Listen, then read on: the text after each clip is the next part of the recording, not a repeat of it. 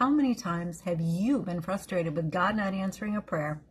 It may be a noble prayer or even a selfless prayer, but it still goes unanswered. I don't know if you can relate to my frustration, but if so, have a seat. Come closer. Hear my latest story. I sometimes get frustrated with God when He doesn't answer my prayers right away. I know it's answered in one of three ways: yes, no, or wait. I can understand yes or no. Well, most of the time. It's the wait one I have an issue with.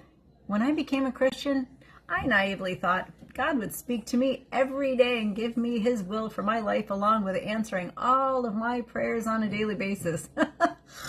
I know, naive, but that's how I thought at the time. He did answer some of my prayers quickly, but often it was more of a patience and waiting period.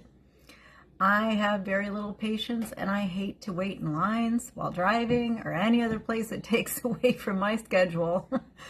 But over the years, I've learned that I wasn't going to win the battle of wills against God.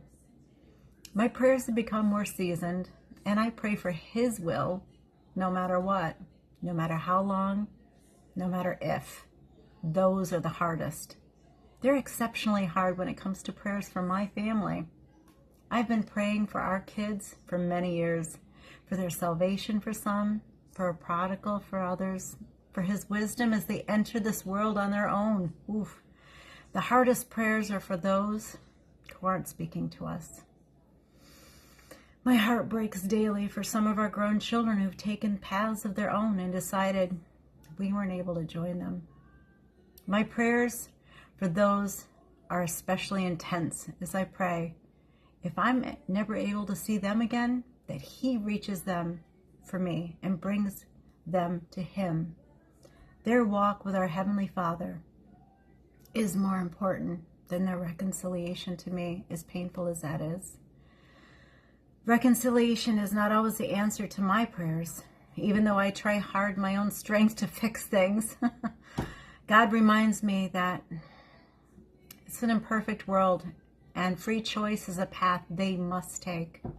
I receive a tiny glimpse of what my Heavenly Father must feel when His people go astray. The heartache is so deep for our grown children. I can't even imagine the heartache for humanity as a whole. Thanks for listening, and keep praying for those kids of yours. He does hear all of them.